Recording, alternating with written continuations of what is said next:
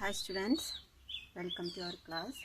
ഇന്ന് നമ്മൾ ഡിസ്കസ് ചെയ്യാൻ പോകുന്നത് ഒരു പുതിയ ചാപ്റ്ററാണ്, semiconductor electronics. Semiconductor എന്താണെന്ന് നമ്മൾ പ്രീവിയസ് ക്ലാസ്സസിലൊക്കെ പഠിച്ചിട്ടുള്ളതാണ്. കുറച്ചുകൂടി ഡീറ്റെയിൽഡ് ആയിട്ടുള്ള സ്റ്റഡിയാണ് സെമി കണ്ടക്ടർ ഇലക്ട്രോണിക്സിൽ. അപ്പോൾ അതിന് തന്നെ നമ്മൾ ഒരു ആറ്റം കൺസിഡർ ചെയ്യാണ്. ആറ്റം എന്ന് പറയുമ്പോൾ നമുക്കറിയാം സിംഗിളാണ്. ഇനി ഒരു ഐസൊലേറ്റഡ് ആറ്റം കൺസിഡർ ചെയ്യാം. ഐസൊലേറ്റഡ് മീൻസ് ഒരു സിംഗിൾ ആറ്റമാണ്, അതിന് നമ്മൾ പറയുന്നതാണ് ഐസൊലേറ്റഡ് ആറ്റം.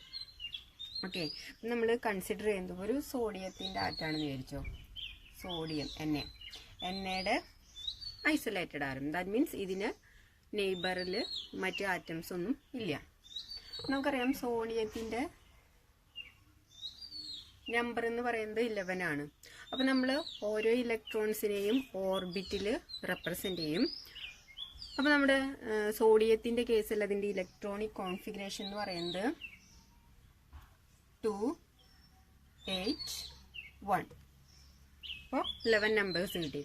അപ്പോൾ നമ്മുടെ ഫസ്റ്റ് ഓർബിറ്റിൽ 2 ഇലക്ട്രോൺ, സെക്കൻഡ് ഓർബിറ്റിൽ 8 ഇലക്ട്രോൺ ആൻഡ് തേർഡ് ഓർബിറ്റൽ അല്ലെങ്കിൽ അതിനെ നമ്മൾ പറയാം വാലൻസ് ഓർബിറ്റ്, അതിൽ 1 ഇലക്ട്രോൺ.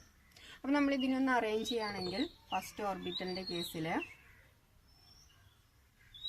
2 ഇലക്ട്രോൺ ആണ് സിക്യൂറ്റ് ചെയ്യുക. അതുപോലെ സെക്കൻഡ് ഓർബിറ്റലിൽ 8 എണ്ണം. നമ്മൾ സെക്കൻഡ് ഓർബിറ്റ് കൺസിഡർ ചെയ്തു, അതിൽ 8 ഇലക്ട്രോൺസ് ആണ്.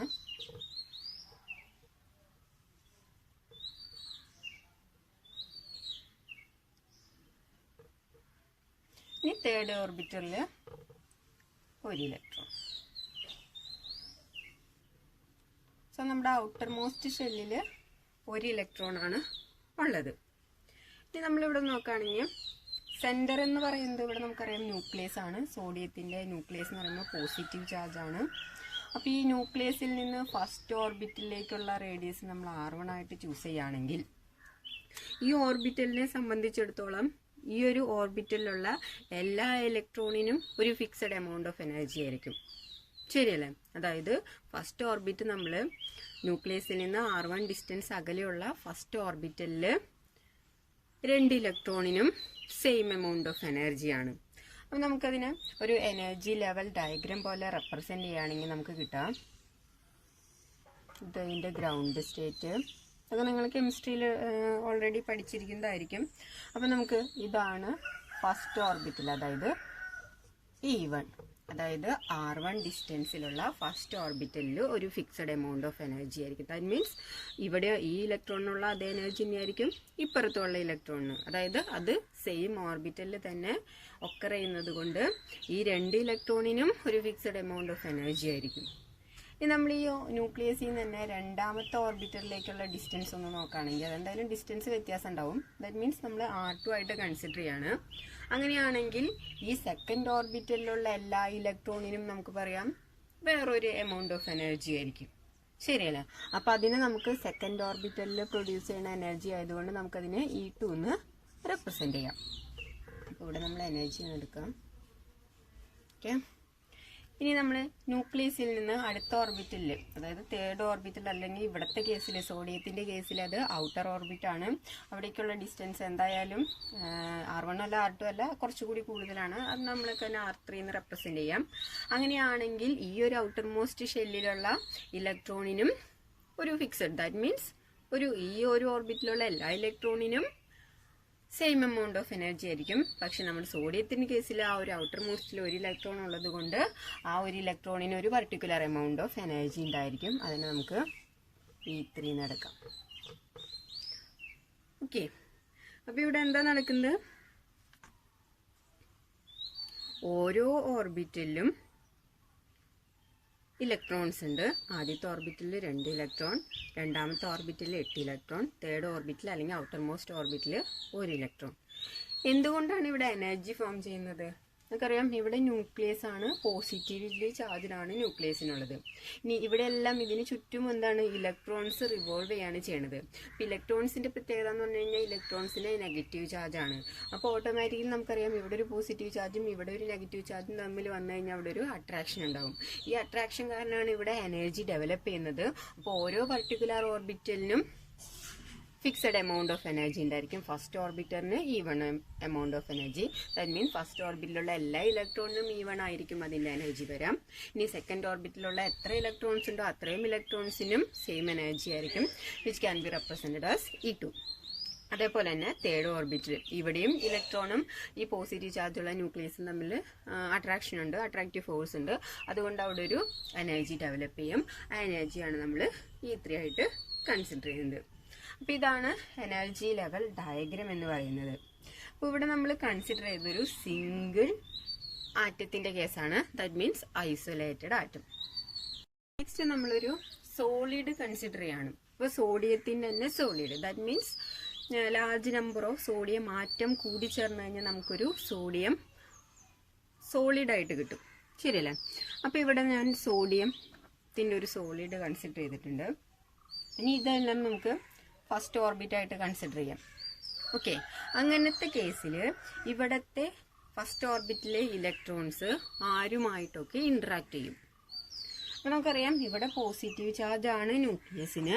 അതുകൊണ്ട് ഇപ്പോൾ സെന്ററിൽ എടുക്കാം. ഇവിടത്തെ നമുക്കറിയാം ഇതിന്റെ ഫസ്റ്റ് ഓർബിറ്റലിൽ 2 ഇലക്ട്രോൺ ഉണ്ട്, ശരിയല്ലേ? അപ്പോൾ ഇവിടെ നോക്കുകയാണെന്നുണ്ടെങ്കിൽ ഈ ഒരു ഇലക്ട്രോണിന്റെ കേസ് നോക്കുകയാണെങ്കിൽ ഈ ഇലക്ട്രോൺ എന്തായാലും ഇവിടെയുള്ള ന്യൂക്ലിയസുമായിട്ട് ഇന്ററാക്ട് ചെയ്യും.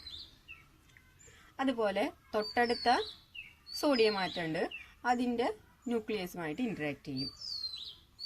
അതുപോലെ ഇവിടെ ഈ ഒരു ആറ്റത്തിൻ്റെ ഫസ്റ്റ് ഓർബിറ്റലിൽ 2 ഇലക്ട്രോൺസ് ഉണ്ട്. അപ്പോൾ ഈ ഇലക്ട്രോണുമായിട്ട് ഒരു ഇന്ററാക്ഷൻ ഉണ്ട്. ആ ഇന്ററാക്ഷൻ എന്ന് പറയുന്നത് ഇപ്പോൾ അട്രാക്റ്റീവ് ആവാം അല്ലെങ്കിൽ റിപ്പൾസീവ് ആവാം. ഇപ്പോൾ ഇലക്ട്രോൺ എന്ന് പറയുമ്പോൾ റിപ്പൾസീവ് ആണ്. എന്തായാലും അവിടെ ഒരു ഇന്ററാക്ഷൻ ഉണ്ട്. ഇനി ഇവിടുത്തെ ന്യൂക്ലിയസുമായിട്ട്, അതായത് ഈ സോഡിയം ആറ്റത്തിന്റെ ന്യൂക്ലിയസുമായിട്ട് ഈ ഒരു ഇലക്ട്രോൺ ഇന്ററാക്ട് ചെയ്യാം. അതുപോലെ തന്നെ ഇവിടുത്തെ ഇലക്ട്രോണുമായിട്ട് ഇന്ററാക്ട് ചെയ്യാം. അതേപോലെ തൊട്ടടുത്ത ആറ്റത്തിന്റെ ന്യൂക്ലിയസുമായിട്ട്, അതായത് ഇതുമായിട്ട് ഇന്ററാക്ട് ചെയ്യാം. അപ്പം നമ്മളൊരു സോളിഡ് ആയിട്ട് കൺസിഡർ ചെയ്യുമ്പോൾ ഇവിടെ തന്നെ ഇന്ററാക്ഷൻ ഓരോ ആറ്റത്തിന്റെ കേസിലും ഇന്ററാക്ട് ചെയ്യുമ്പോൾ, ഇപ്പോൾ ഒരു ആറ്റത്തിന്റെ കേസിൽ അതിന്റെ ഇലക്ട്രോൺ ഇന്ററാക്ട് ചെയ്യുന്നത് ആരൊക്കെ ആയിട്ട്, അതിന്റെ തന്നെ ന്യൂക്ലിയസ് ആയിട്ട് ഇന്ററാക്ട് ചെയ്യുന്നുണ്ട്. തൊട്ട് നെയ്ബറിംഗ് ആയിട്ടുള്ള ആറ്റത്തിന്റെ ന്യൂക്ലിയസ് ആയിട്ട് ഇന്ററാക്ട് ചെയ്യുന്നുണ്ട്. അവിടെയുള്ള ഓർബിറ്റിലെ ഇലക്ട്രോൺ ആയിട്ട് ഇന്ററാക്ട് ചെയ്യുന്നുണ്ട്. അതേപോലെ തന്നെ ഇപ്പുറത്തുള്ള ആറ്റത്തിന്റെ ന്യൂക്ലിയസ് ആയിട്ട് ഇലക്ട്രോൺ ആയിട്ട് ഇന്ററാക്ട് ചെയ്യുന്നുണ്ട്. അപ്പോൾ എന്താണ് പ്രത്യേകത? ഇപ്പൊ നമ്മളൊരു സെന്ററിലെ സോഡിയം ആറ്റം കൺസിഡർ ചെയ്യുകയാണെങ്കിൽ ആ സെന്ററിലുള്ള സോഡിയം ആറ്റത്തിന്റെ ഓർബിറ്റലിലെ ഇലക്ട്രോൺ അതിന് ചുറ്റുമുള്ള ആറ്റങ്ങളുടെ ന്യൂക്ലിയസ് ആയിട്ടും അതേപോലെ തന്നെ ഇലക്ട്രോണായിട്ടും ഇന്ററാക്ട് ചെയ്യുന്നുണ്ട്. അപ്പൊ നമുക്ക് പറയാം ഇവിടെ ഇന്ററാക്ഷൻ, അതായത് ലാർജ് എമൗണ്ട് ഓഫ് അല്ലെങ്കിൽ ലാർജ് നമ്പർ ഓഫ് ഇന്ററാക്ഷൻ ഉള്ളത് കൊണ്ട് തന്നെ നമുക്കിവിടെ ഒരു ഡെഫിനിറ്റ്, ഇതിപ്പോൾ നമ്മൾ ഫസ്റ്റ് ഓർബിറ്റ് ആയിട്ടാണ് കൺസിഡർ ചെയ്തതാണ്, ഈ ഫസ്റ്റ് ഓർബിറ്റലിൽ തന്നെ ഒരു ഫിക്സഡ് എമൗണ്ട് ഓഫ് എനർജി എന്ന് നമുക്ക് പറയാനായിട്ട് സാധിക്കില്ല. കാരണം എന്താ, ഇവിടെ ഇന്ററാക്ഷൻസ് കൂടുതലാണ്. അതുകൊണ്ട് നമുക്ക് പറയാൻ പറ്റും ഇവിടെ എനർജിക്ക് ഒരു സ്ലൈറ്റ് വേരിയേഷൻ ഉണ്ടാവും. ഈ വേരിയേഷൻ എന്ന് പറയുന്നത് എങ്ങനെയായിരിക്കാം, ഒന്നുകിൽ ഇൻക്രീസ് ആവാം അല്ലെങ്കിൽ ഡിക്രീസ് ആവാം. എന്തുകൊണ്ടാണത്? ഇവിടെ ഈ ഒരു ഇലക്ട്രോണിന് ഇന്ററാക്ഷൻ എന്ന് പറയുന്നത് ഈ ഒരു ആറ്റത്തിന്റെ തന്നെ ന്യൂക്ലിയസ് ആയിട്ടുണ്ട്, പിന്നെ നെയ്ബറിംഗ് ആയിട്ടുള്ള ആറ്റങ്ങളുടെ ന്യൂക്ലിയസ് ആയിട്ടും തൊട്ടടുത്ത ഇലക്ട്രോൺസുമായിട്ടും ഉള്ളത് കൊണ്ട് ഒരിക്കലും നമുക്ക് അതിന്റെ എനർജി ഫിക്സഡ് ആയിട്ട് കൺസിഡർ ചെയ്യാനായിട്ട് പോസിബിൾ അല്ല. അത് എനർജിയിൽ ഒരു സ്ലൈറ്റ് വേരിയേഷൻ ഉണ്ടാവും. ഈ വേരിയേഷൻ എന്ന് പറയുന്നത് മേ ബി ഇൻക്രീസ് ആവാം, മേ ബി ഡിക്രീസ് ആവാം.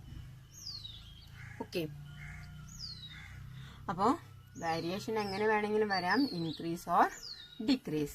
അപ്പം ഇവിടെ നമ്മൾ നോക്കുകയാണെങ്കിൽ ഈ എനർജി വേരിയേഷൻ ഇവിടെ ഒരു ബാൻഡ് ആയിട്ടാണ് ഫോം ചെയ്യുക. എന്തുകൊണ്ടാണ് എനർജി വേരിയേഷൻ വരുന്നത് കഴിഞ്ഞാൽ due to the interaction between nucleus and other electrons and other nucleus of the atoms. Okay, അപ്പോൾ ഇത് നമ്മൾ ഫസ്റ്റ് ഓർബിറ്റലിന്റെ കേസാണ് പറഞ്ഞത്. സോഡിയം ആറ്റത്തിന്റെ ഫസ്റ്റ് ഓർബിറ്റലിലെ എനർജിയാണ്. അപ്പൊ ഇവിടെ നമുക്ക് പറയാം എനർജിയിലൊരു വേരിയേഷൻ ഉള്ളത് കൊണ്ട് ആ എനർജി എന്ന് പറയുന്നത് ഫസ്റ്റ് ഓർബിറ്റലിൽ പ്രൊഡ്യൂസ് ചെയ്യുന്ന എനർജി എന്ന് പറയുന്നത് ഒരു ബാൻഡ് ആയിട്ടായിരിക്കും ഫോം ചെയ്യാം. അല്ലെങ്കിൽ നമുക്ക് പറയാം band of energy. Band of energy. Okay, അപ്പോൾ ഒരു സോളിഡ് ആറ്റം കൺസിഡർ ചെയ്ത് കഴിഞ്ഞാൽ ഓരോ ഓർബിറ്റലിലും പ്രൊഡ്യൂസ് ചെയ്യുന്ന എനർജി എന്ന് പറയുന്നത് ഒരു ബാൻഡ് ആയിട്ടായിരിക്കും ഡെവലപ്പ് ചെയ്യുന്നത്. ഇനി നമ്മൾ സെക്കൻഡ് ഓർബിറ്റ് കൺസിഡർ ചെയ്ത് നോക്കി. ഇതിന് സെക്കൻഡ് ഓർബിറ്റും കൂടി കൺസിഡർ ചെയ്യുകയാണെങ്കിൽ അവിടുത്തെ കേസിൽ നമുക്ക് പറയാനായിട്ട് പറ്റും ഒരാറ്റം നമ്മൾ കൺസിഡർ ചെയ്ത് കഴിഞ്ഞാൽ ആ ആറ്റം ഇന്ററാക്ട് ചെയ്യുന്നത് ഡിഫറെന്റ് ആറ്റംസിന്റെ ന്യൂക്ലിയസും അതേപോലെ തന്നെ നെയ്ബറിങ് ഇലക്ട്രോൺസും ആയിട്ടായിരിക്കും. അപ്പോൾ അവിടുത്തെ കേസിൽ നമുക്ക് പറയാം സെക്കൻഡ് ഓർബിറ്റലിൽ ഒരിക്കലും ഒരു ഫിക്സഡ് എമൗണ്ട് ഓഫ് എനർജി ഉണ്ടായിരിക്കില്ല. അവിടെയും സ്ലൈറ്റ് വേരിയേഷൻ ഉണ്ടാവും. ആ വേരിയേഷൻ എന്ന് പറയുന്നത് ഇൻക്രീസ് ആവാം, അതല്ലെങ്കിൽ ഡിക്രീസ് ആവാം. അപ്പോൾ അവിടുത്തെ കേസിലും സെക്കൻഡ് ഓർബിറ്റലിൽ പ്രൊഡ്യൂസ് ചെയ്യുന്ന എനർജി ഒരു ബാൻഡ് ആയിട്ട് തന്നെയായിരിക്കും ഡെവലപ്പ് ചെയ്യാം. അതിനെയാണ് നമ്മൾ എനർജി ബാൻഡ് എന്ന് പറയുന്നത്. അതേപോലെ തന്നെ ഇനി ഇവിടുത്തെ ഔട്ടർ മോസ്റ്റ് ഷെല്ല് നോക്കി കഴിഞ്ഞു കഴിഞ്ഞാൽ ഇവിടെ ഒരു ഇലക്ട്രോൺ ഉള്ളൂ. ആ ഒരു ഇലക്ട്രോൺ നമുക്കറിയാം തൊട്ടടുത്ത ന്യൂക്ലിയസുമായിട്ടും അതേപോലെ തന്നെ തൊട്ടടുത്ത ആറ്റത്തിന്റെ ന്യൂക്ലിയസും അതിന്റെ ഇലക്ട്രോണുമായിട്ട് ഇന്ററാക്ട് ചെയ്യുന്നതുകൊണ്ട് അതിന്റെ തേർഡ് ഓർബിറ്റ് അല്ലെങ്കിൽ ഔട്ടർ മോസ്റ്റ് ഓർബിറ്റിലെ എനർജി എന്ന് പറയുന്നത് സ്ലൈറ്റ് വേരിയേഷൻ ഉണ്ടാവും. ആ വേരിയേഷൻ എന്ന് പറയുന്നത് ഇൻക്രീസ് ഓർ ഡിക്രീസ് ആവാം. അപ്പോൾ തേർഡ് ഓർബിറ്റിലെ എനർജിയും ഒരു ബാൻഡ് ആയിട്ട് തന്നെയായിരിക്കും ഡെവലപ്പ് ചെയ്യുക. അപ്പോൾ നമുക്ക് എന്ത് കിട്ടി? ഒരു സോളിഡിന്റെ കേസ് കൺസിഡർ ചെയ്യുകയാണെങ്കിൽ എനർജി എന്ന് പറയുന്നത് form A band of energy. ഒരു ബാൻഡ് ഓഫ് എനർജി ആയിട്ടായിരിക്കും സോളിഡിന്റെ കേസിൽ ഡെവലപ്പ് ചെയ്യാം. ഓക്കെ, സോ എനർജി ബാൻഡ് എന്ന് പറഞ്ഞാൽ എങ്ങനെയാണ് എനർജി ബാൻഡ് ഒക്കർ ചെയ്യുന്നത്? when an atom combine into solid, the energy level of outer electron overlap, hence outer energy level split into many energy levels. These energy levels are very closely spaced, hence it appears as continuous variation of energy, and the energies are known as band of energy or energy band. അപ്പോൾ നമ്മൾ first ഓർബിറ്റലിൽ produce ചെയ്യുന്ന അല്ലെങ്കിൽ first ഓർബിറ്റലിൽ develop ചെയ്യുന്ന energy, that is energy band corresponding to electron in the first orbit is E1. അല്ലെങ്കിൽ അതിന് പറയാം first energy band range of energy possessed by the electron in first orbit. Range of energy possessed by the electron in first orbit. First ഓർബിറ്റലിൽ electron possess ചെയ്യുന്ന ആ range of എനർജിനെയാണ് നമ്മൾ first energy band അല്ലെങ്കിൽ E1 എന്ന് പറയുന്നത്. So E2 എന്തായിരിക്കും? Range of energy possessed by electron in the second orbit is known as second energy band. അതേപോലെ തന്നെ ഇവിടുത്തെ കേസിൽ തേർഡ് ഓർബിറ്റ് എന്ന് പറയുന്നത് സോഡിയത്തിന്റെ കേസിൽ ഔട്ടർ മോസ്റ്റ് ആണ്, അതായത് വാലൻസ് ഷെല്ലാണ്. അപ്പൊ നമുക്ക് പറയാം വാലൻസ് ഷെല്ലില് ഇലക്ട്രോൺ പൊസസ് ചെയ്യുന്ന എനർജി ബാൻഡിനെയാണ് നമ്മൾ എന്ത് പറയാ? വാലൻസ് ബാൻഡ്. വാലൻസ് ബാൻഡ്. അപ്പോൾ ഇതെന്തുകൊണ്ടാണ് തേർഡ് ഓർബിറ്റ് ആയിട്ട് ഞാൻ തേർഡ് E3 എന്ന് പറഞ്ഞ് കൺസിഡർ ചെയ്യാത്തതിന്റെ കാരണം സോഡിയത്തിന്റെ കേസിൽ തേർഡ് ഓർബിറ്റ് എന്ന് പറയുന്നത് അതിന്റെ ഔട്ടർ മോസ്റ്റ് ഷെല്ലാണ്, ദാറ്റ് ഈസ് വാലൻസ് ഷെല്ലാണ്. അപ്പോൾ അവിടുത്തെ കേസിൽ നമുക്ക് എന്ത് പറയാം? വാലൻസ് ഷെല്ലിൽ ഇലക്ട്രോൺ പൊസസ് ചെയ്യുന്ന എനർജി ബാൻഡാണ് വാലൻസ് ബാൻഡ്. ഇനി വാലൻസ് ബാൻഡിന് തൊട്ട് മുകളിലായിട്ടൊരു ബാൻഡ് ഉണ്ട്, അതാണ് കണ്ടക്ഷൻ ബാൻഡ്. അപ്പോൾ പേരിൽ തന്നെ അറിയാം കണ്ടക്ഷൻ. നമുക്കറിയാം കണ്ടക്ടിവിറ്റി അല്ലെങ്കിൽ കണ്ടക്ഷൻ നടക്കുന്നത് ഈ ബാൻഡിൽ വെച്ചിട്ടായിരിക്കും. അപ്പോൾ കണ്ടക്ഷൻ നടക്കാന്ന് പറഞ്ഞു കഴിഞ്ഞാൽ നാച്ചുറലി ഈ ബാൻഡിൽ ഇലക്ട്രോൺസ് ഒന്നും ഉണ്ടാവില്ല. ഈ വാലൻസ് ബാൻഡിൽ നിന്ന് ഇലക്ട്രോൺസ് അങ്ങോട്ട് മൂവ് ചെയ്യുമ്പോഴാണ് കണ്ടക്ടിവിറ്റി പോസിബിൾ ആവുന്നത്. അപ്പോൾ നാച്ചുറലി എന്താണ്, ഈ ഒരു ബാൻഡ് എംപ്റ്റി ആയിരിക്കും. അതിനുശേഷം കണ്ടക്ഷൻ നടക്കുമ്പോഴാണ് വാലൻസ് ബാൻഡിൽ നിന്ന് ഇലക്ട്രോൺ കണ്ടക്ഷൻ ബാൻഡിലേക്ക് മൂവ് ചെയ്യാം. അപ്പോൾ വാലൻസ് ബാൻഡിന് തൊട്ടു മുകളിൽ കാണുന്ന ബാൻഡാണ്. Next to valence band is known as conduction band. ഈ ബാൻഡിന്റെ പ്രത്യേകത എന്ന് പറഞ്ഞാൽ എനർജി ഏറ്റവും കൂടുതലുള്ള ബാൻഡാണ് കണ്ടക്ഷൻ ബാൻഡ്. ഓക്കെ, നമുക്ക് ആവശ്യമുള്ളത് ഈ വാലൻസ് ബാൻഡും കണ്ടക്ഷൻ ബാൻഡും ആണ്. ക്ലിയർ? ഇനി ഈ വാലൻസ് ബാൻഡും കണ്ടക്ഷൻ ബാൻഡും തമ്മിലൊരു എനർജി ഗ്യാപ്പ് ഉണ്ട്. ഈ എനർജി ഗ്യാപ്പിനെ പറയുന്ന പേരാണ് forbidden energy gap. Forbidden energy gap. Okay, അപ്പോൾ ഫോർബിഡൻ എനർജി ഗ്യാപ്പ് എന്താന്ന് വെച്ചാൽ എന്താ പറയും? Gap between conduction band and വാലൻസ് band is known as forbidden energy gap. അല്ലെങ്കിൽ പറയാം, in between the conduction band and വാലൻസ് band there will be an energy difference and these energy difference is known as forbidden energy gap. ഇനി ഓരോ ഓർബിറ്റിനും ഓരോ definite energy ഉണ്ട്, നമുക്കറിയാം. അതാണ് നമ്മളിപ്പോൾ E1 E2 എന്നൊക്കെ പറഞ്ഞ് പഠിച്ചത്. Okay, depending upon the width of forbidden energy materials are classified into 3. അതായത് ഈ ഫോർബിഡൻ എനർജി ഗ്യാപ്പിന്റെ വിഡ്ത്തിനെ ഡിപ്പെൻഡ് ചെയ്തിട്ട് മെറ്റീരിയൽസിനെ 3ആയി ക്ലാസിഫൈ ചെയ്യാം. So depending upon the width, അതായത് ഈ difference width of the forbidden energy gap, materials are classified into 3: conductors, insulators and semiconductor. അപ്പം നമുക്കതിൽ ഡീറ്റെയിൽ ആയിട്ട് പഠിക്കാനുള്ളത് സെമി കണ്ടക്ടർ ആണ്. അപ്പം നമുക്കതെന്താണെന്ന് ചെക്ക് ചെയ്യാം. സോ ഫോർബിഡൻ എനർജി ഗ്യാപ്പിന്റെ വിഡ്ത്തിനെ ഡിപ്പെൻഡ് ചെയ്ത് മെറ്റീരിയൽസിനെ conductor, insulator and semiconductor 3ആയിട്ടാണ് നമ്മൾ ക്ലാസിഫൈ ചെയ്താണ്. സോ ഫസ്റ്റ് കണ്ടക്ടേഴ്സ് എന്ന് പറയുമ്പോൾ നമ്മൾ എനർജി ലെവൽസ് പഠിച്ചു. E1 E2 E3 ഒക്കെ പഠിച്ചു. പക്ഷെ നമ്മൾ പറഞ്ഞു മെയിനായിട്ട് നമ്മൾ വാലൻസ് ബാൻഡിനെയും കണ്ടക്ടർ ബാൻഡിനെയും മാത്രമാണ് നമ്മൾ കോൺസെൻട്രേറ്റ് ചെയ്യുന്നത്. അപ്പോൾ കണ്ടക്ടറിന്റെ കേസിലാണെന്നുണ്ടെങ്കിൽ ഈ വാലൻസ് ബാൻഡും കണ്ടക്ഷൻ ബാൻഡും തമ്മിൽ ഓവർലാപ്പ് ചെയ്യും. ദാറ്റ് മീൻസ് ഇവിടെ ഓവർലാപ്പ് ചെയ്യാന്ന് പറഞ്ഞു കഴിഞ്ഞാൽ ഫോർബിഡൻ എനർജി ഗ്യാപ്പ് എത്രയാണ്? ഫോർബിഡൻ എനർജി ഗ്യാപ്പ്, അതായത് EG, അങ്ങനെ ഒരു പ്ലേസ് ഇവിടെ ഇല്ല. സോ നമുക്ക് പറയാം കണ്ടക്ടറിന്റെ കേസിൽ ഫോർബിഡൻ എനർജി ഗ്യാപ്പ് എന്ന് പറയുന്നത് 0 ആണ്. ക്ലിയർ? അപ്പോൾ കണ്ടക്ടർ എന്ന് പറഞ്ഞാൽ എന്താണ്? നമുക്കറിയാം മെറ്റീരിയൽ അലോ ഇലക്ട്രിസിറ്റി കടത്തിവിടുന്ന എല്ലാ വസ്തുക്കളെയും നമ്മൾ കണ്ടക്ടേഴ്സ് എന്ന് പറയും. ഇപ്പോൾ എക്സാമ്പിൾ പറയുകയാണെങ്കിൽ മെറ്റൽസ് ഗുഡ് കണ്ടക്ടേഴ്സ് ആണ്. അപ്പോൾ അതിന്റെ പ്രത്യേകത എന്താണ്? വാലൻസ് ബാൻഡും കണ്ടക്ഷൻ ബാൻഡും ഓവർലാപ്പ് ചെയ്യും. That means forbidden energy gap എന്ന് പറയുന്നത് 0 ഇലക്ട്രോൺ വോൾട്ട് ആയിരിക്കും. അതായത് വാലൻസ് ബാൻഡിൽ ഇലക്ട്രോൺസ് ഉണ്ട്. ഇപ്പം നമ്മൾ ഓൾറെഡി പറഞ്ഞു കണ്ടക്ഷൻ ബാൻഡ് എന്ന് പറയുന്നത് സ്റ്റാർട്ടിങ്ങിൽ എന്തായിരിക്കും? എംപ്റ്റി ആയിരിക്കും. പിന്നെ വാലൻസ് ബാൻഡിൽ നിന്ന് ഇലക്ട്രോൺസ് കണ്ടക്ഷൻ ബാൻഡിലേക്ക് മൂവ് ചെയ്യുമ്പോഴാണ് കണ്ടക്ഷൻ ബാൻഡിൽ ഇലക്ട്രോൺസ് വന്ന് കണ്ടക്ടിവിറ്റി നടക്കുന്നത്. അപ്പോൾ ഇവിടെ എന്താണ് സംഭവിക്കാന്ന് പറഞ്ഞു കഴിഞ്ഞാൽ ടെമ്പറേച്ചർ കൊടുക്കുക, അല്ലെങ്കിൽ നോർമൽ ടെമ്പറേച്ചർ ഒക്കെ ആണെന്നുണ്ടെങ്കിൽ ഇപ്പോൾ ഇത് ഓവർലാപ്പ് ചെയ്തുകൊണ്ട് നമുക്കറിയാം ഈ വാലൻസ് ബാൻഡിലുള്ള ഇലക്ട്രോൺസ് കണ്ടക്ഷൻ ബാൻഡിലേക്ക് മൂവ് ചെയ്യും. അപ്പോൾ ഇവിടുത്തെ ഈ കണ്ടക്ഷൻ ബാൻഡിൽ ഇലക്ട്രോൺസ് എത്തിയപ്പോൾ കണ്ടക്ടിവിറ്റി ഇൻക്രീസ് ചെയ്യും. കണ്ടക്ടിവിറ്റി ഇൻക്രീസ് ചെയ്യാന്ന് പറഞ്ഞാൽ എന്താണ്?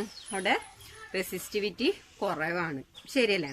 അപ്പോൾ കണ്ടക്ടേഴ്സിന്റെ പ്രത്യേകത എന്ന് പറഞ്ഞു കഴിഞ്ഞാൽ ഹൈ കണ്ടക്ടിവിറ്റി ആയിരിക്കും, അതേപോലെ തന്നെ ലോ റെസിസ്റ്റിവിറ്റി ആയിരിക്കും. അപ്പം അത് കണ്ടക്ടറിന്റെ കേസിലൊന്ന് നോട്ട് ചെയ്യാം. ഹൈ കണ്ടക്ടിവിറ്റി അതേപോലെ തന്നെ ലോ റെസിസ്റ്റിവിറ്റി ആയിരിക്കും കണ്ടക്ടേഴ്സിന്. ഇനി അതിൻ്റെ ഒരു റേഞ്ചും കൂടി നമുക്ക് നോക്കി വയ്ക്കാം. ഹൈ കണ്ടക്ടിവിറ്റി എന്ന് പറയുമ്പോൾ അതിൻ്റെ റേഞ്ച് 10⁻² തുടങ്ങി 10⁸ വരെ ആയിരിക്കും കണ്ടക്ടിവിറ്റിയുടെ റേഞ്ച് വരാം. Simon permit. അതേപോലെ തന്നെ റെസിസ്റ്റിവിറ്റി എന്ന് പറയുന്നത് ലോ റെസിസ്റ്റിവിറ്റി ആണ്. അതിൻ്റെ റേഞ്ച് എന്ന് പറയുന്നത് 10⁻² തുടങ്ങി 10⁻⁸ ഓം മീറ്റർ വരെയാണ്. ഓക്കെ, അപ്പം അതൊന്ന് നോട്ട് ചെയ്യാം. അങ്ങനെയാണെങ്കിൽ ഇൻസുലേറ്ററിന്റെ കേസ് എന്തായിരിക്കും? അപ്പോൾ വാലൻസ് ബാൻഡും കണ്ടക്ഷൻ ബാൻഡും തമ്മിൽ ഓവർലാപ്പ് ചെയ്യുന്ന കേസാണ് കണ്ടക്ടർ. ഇനി ഇൻസുലേറ്ററിന്റെ കേസാണെങ്കിൽ നമുക്കറിയാം, ഇൻസുലേറ്റർ എന്ന് പറഞ്ഞു കഴിഞ്ഞാൽ ഇലക്ട്രോൺസിനെ അല്ലെങ്കിൽ ഇലക്ട്രിസിറ്റി പാസ് ചെയ്യാത്ത മെറ്റീരിയൽസിനെയാണ് നമ്മൾ ഇൻസുലേറ്റർ എന്ന് പറയുക. അപ്പം എന്തായാലും ഈ വാലൻസ് ബാൻഡും കണ്ടക്ഷൻ ബാൻഡും തമ്മിലുള്ള ഗ്യാപ്പ് ലാർജ് ആയാൽ മാത്രമാണ് ഇവിടെ നിന്ന് ഇലക്ട്രോൺസ് ഇങ്ങോട്ട് മൂവ് ചെയ്യാതിരിക്കുള്ളൂ. ശരിയല്ലേ? അപ്പം നമുക്ക് പറയാം, ഇൻ കേസ് ഓഫ് ഇൻസുലേറ്ററിൽ കണ്ടക്ഷൻ ബാൻഡും വാലൻസ് ബാൻഡും തമ്മിലുള്ള എനർജി ഗ്യാപ്പ് എന്ന് പറയുന്നത് ലാർജ് ആയിരിക്കും. അതായത് EG എന്ന് പറയുന്നത് ഗ്രേറ്റർ ദാൻ 3 ഇലക്ട്രോൺ വോൾട്ട്. അതായത് 3 ഇലക്ട്രോൺ വോൾട്ടിന് മുകളിൽ ഒരു എനർജി കിട്ടിയാൽ മാത്രമാണ് ഈ വാലൻസ് ബാൻഡിലുള്ള ഇലക്ട്രോൺസ് കണ്ടക്ഷൻ ബാൻഡിലേക്ക് മൂവ് ചെയ്യുള്ളൂ. അല്ലാത്ത കേസിലൊന്നും ഇവിടെ നിന്നുള്ള വാലൻസ് ബാൻഡിൽ നിന്നുള്ള ഇലക്ട്രോൺസ് കണ്ടക്ഷൻ ബാൻഡിലേക്ക് ജമ്പ് ചെയ്യില്ല. അപ്പോൾ ഹൈ എനർജി കിട്ടിയാൽ മാത്രമാണ് ഇൻസുലേറ്ററിന്റെ കേസിൽ വാലൻസ് ബാൻഡിൽ നിന്ന് കണ്ടക്ഷൻ ബാൻഡിലേക്ക് ഇലക്ട്രോൺസ് മൂവ് ചെയ്യുള്ളൂ. ഇതിനിപ്പോൾ എക്സാമ്പിൾ എന്ന് പറഞ്ഞു കഴിഞ്ഞാൽ ഡയമണ്ട്, അതേപോലെ തന്നെ കാർബൺ ഒക്കെയാണ് ഇൻസുലേറ്റേഴ്സിന് എക്സാമ്പിൾ. അപ്പോൾ ഡയമണ്ടിന്റെ കേസിൽ വാലൻസ് ബാൻഡിൽ നിന്ന് ഇലക്ട്രോൺസ് കണ്ടക്ഷൻ ബാൻഡിലേക്ക് എത്തണമെങ്കിൽ 6 ഇലക്ട്രോൺ വോൾട്ട് എനർജി ഇതിന് കൊടുത്താൽ മാത്രമാണ് അവിടെ ഇലക്ട്രോൺസിന്റെ ജമ്പിങ് നടക്കുള്ളൂ. അപ്പൊ ഇവിടെ എന്താണ്, കണ്ടക്ഷൻ ബാൻഡിൽ ഇലക്ട്രോൺസ് അറ്റൈൻ ചെയ്യില്ല. ഇനി അറ്റൈൻ ചെയ്യണമെന്നുണ്ടെങ്കിൽ ഹൈ എനർജി ആവശ്യമാണ്.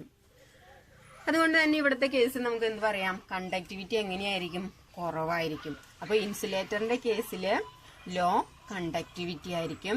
കണ്ടക്ടിവിറ്റി കുറവാണെന്നുണ്ടെങ്കിൽ എന്തായിരിക്കും, ഹൈ റെസിസ്റ്റിവിറ്റി ആയിരിക്കും. ശരിയല്ലേ? അപ്പോൾ ഇൻസുലേറ്ററിന്റെ കേസ് എന്ന് പറയുന്നത് കണ്ടക്ടറിന്റെ കേസിനേക്കാളും നേരെ ഓപ്പോസിറ്റ്. അപ്പോൾ ഇൻസുലേറ്ററിൽ വാലൻസ് ബാൻഡും കണ്ടക്ഷൻ ബാൻഡും തമ്മിലുള്ള എനർജി ഗ്യാപ്പ് എന്ന് പറയുന്നത് ഗ്രേറ്റർ ദാൻ 3 ഇലക്ട്രോൺ വോൾട്ട് ആണ്. അത്രയും എനർജി, അതായത് 3 ഇലക്ട്രോൺ വോൾട്ടിൽ കൂടുതൽ എനർജി കിട്ടിയാൽ മാത്രമാണ് ഇവിടെ ഇലക്ട്രോണിന് കണ്ടക്ഷൻ ബാൻഡിലേക്ക് ജമ്പ് ചെയ്യാനായിട്ട് സാധിക്കുള്ളൂ. അതുകൊണ്ട് തന്നെ അവിടെ ലോ കണ്ടക്ടിവിറ്റി ആയിരിക്കും, ഹൈ റെസിസ്റ്റിവിറ്റി ആണ്. ഇനി അതിന്റെ റേഞ്ച് കൂടി നമുക്കൊന്ന് നോക്കാം. കണ്ടക്ടിവിറ്റിയുടെ റേഞ്ച് എന്ന് പറയുന്നത് 10⁻⁻11 to 10⁻⁻19. അതേപോലെ തന്നെ റെസിസ്റ്റിവിറ്റിയുടെ റേഞ്ച് ഇത് തന്നെ 10⁻11 to 10⁻90.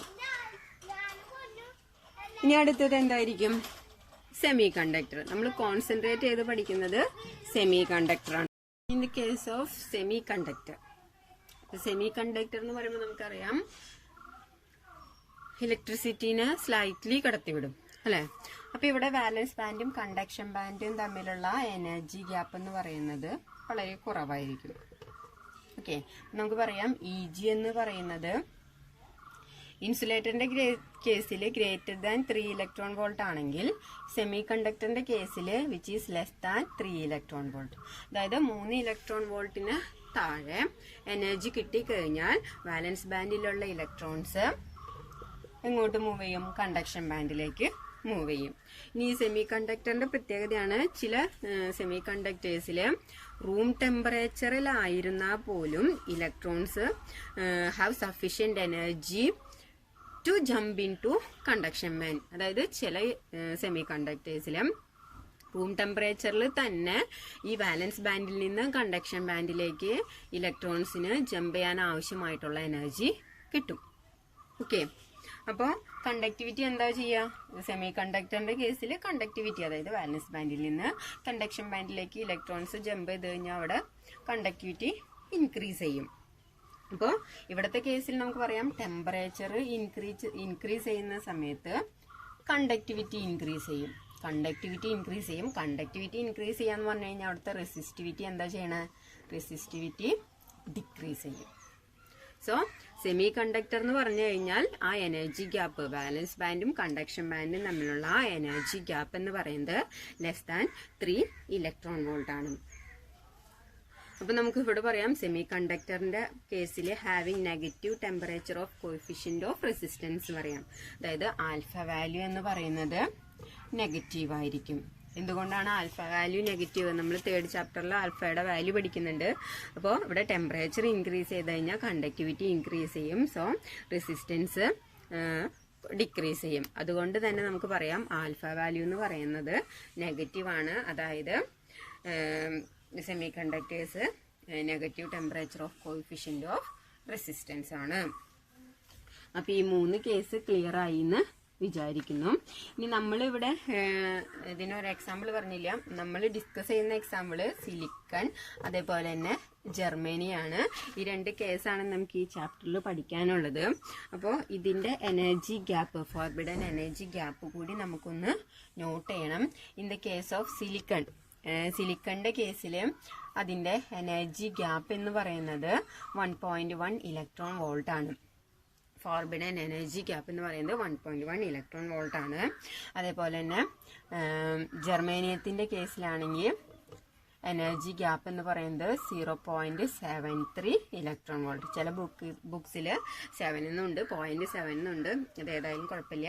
അപ്പോൾ in the case of silicon forbidden energy gap is 1.1 electron volt. In the case of germanium forbidden energy gap is 0.73 electron volt.